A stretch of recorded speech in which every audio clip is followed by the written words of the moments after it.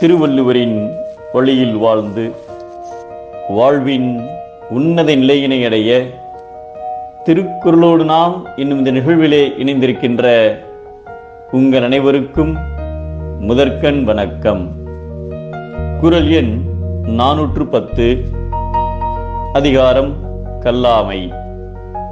வெகு நாட்களுக்கு முன்பு பண்ணையார் ஒருவர் தனது 5 வயது மகனை குருகுல பள்ளியில் சேர்ப்பதற்காக அருகில் இருந்த ஊருக்கு அழைத்துச் சென்றார். குருவை சந்தித்து, ஐயா, நான் பக்கத்து ஊர் பண்ணையார், பெரும் செல்வம் படைத்தவன். என்னிடம் 50 எருமை மாடுகள் உள்ளன. இவன் என் ஒரே மகன். இவனுக்கு நீங்கள் கல்வி கற்றுத் தர வேண்டும். அதற்கு எவ்வளவு பணம் செலவாகும் என்று கேட்டார்.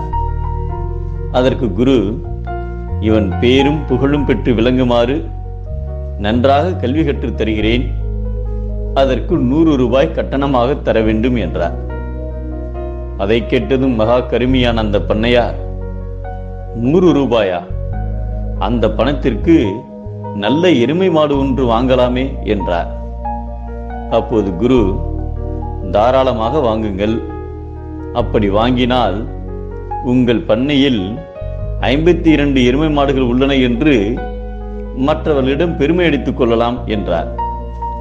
அதற்கு பண்ணையார், ஆசிரியரான உங்களுக்கு கணக்கு தெரியாதா? என்னிடம் ஏற்கனவே 50 மாடுகள் உள்ளன. ஒரு மாடு சேர்த்தால் 51 தானே ஆகும். எப்படி 52 வரும் என்றார். மாடுகள் கணக்கில் உங்கள் மகனையும் சேர்த்துக் கொள்ளுங்கள், அப்போது 52 ஆகும் என்றார் குரு. என் மகனை மாடுகள் கணக்கில் சேர்ப்பதற்கு அவன் என்ன மாடா? இப்படி பேச உங்களுக்கு என்ன துணிச்சல் என்று கோபத்துடன் கேட்டார் பண்ணையார். அதற்கு குரு, கல்வி கற்றவனே நல்ல மனிதனாகிறான். கற்றவனோடு ஒப்பிடும்போது கல்லாதவன் மாடு, மரம் போன்றவற்றுக்கு ஒப்பானவன் ஆவான். இது உங்களுக்கு தெரியாதா என்று கேட்டார். அந்த உண்மையை உணர்ந்த பண்ணையார், ஐயா, என்னை மன்னியுங்கள். கல்வியின் பெருமையை உங்களால் தெரிந்து கொண்டேன். நீங்கள் கேட்ட பணம் தருகிறேன்.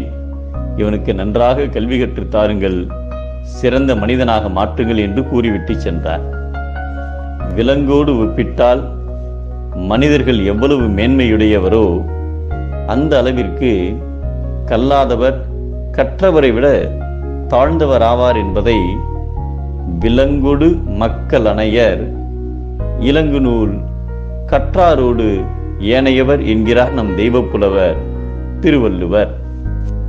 கல்லாத மனிதர் மிருகம், கற்ற மனிதர் சிகரம்.